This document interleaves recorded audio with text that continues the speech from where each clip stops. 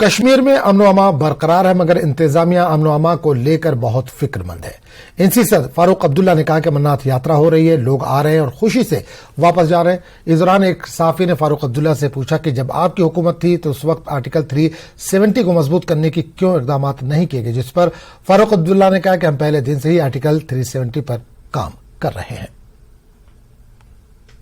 Worried about normalcy. ساتھ ہی ساتھ target کر رہے ہیں پولیٹیکل پارٹیز کو۔ Amarnath Yatra is taking place. People are coming. They're going happily back. People in Pahalgam who haven't earned for many years during the time of COVID, at least they're earning something. What more do you want to know? National conference supreme court کے اندر جدوجہد کر رہی ہے article کے لیے، لیکن 70 سالوں سے نیشنل کانفرنس کی حکومت تھی، تب آپ نے کوئی پہل کیوں نہیں کی آرٹیکل کو مضبوط بنانے کے لیے؟ پتہ زامت کیسے چھُنہٕ پتہٕے؟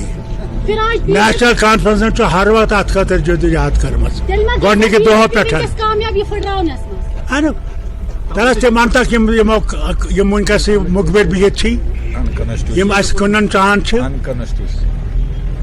انکانسٹیٹیوشن ہٹوک اوے سپریم کورٹس میں جدوجہد کر رہی ہے، لیکن بی جے پی کا کہنا ہے کہ مرا ہوا انسان لوٹ کے نہیں آتا ہے، کیا کہنا چاہیں گے؟ کئی مرے ہوئے انسان بھی واپس آ گئے ہیں۔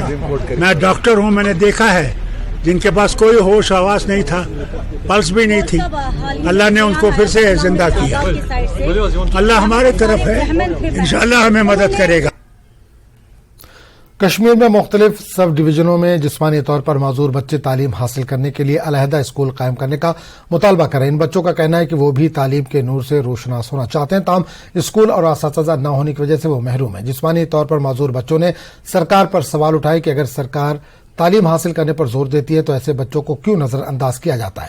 انہوں نے سرکار سے اپیل کی کہ مختلف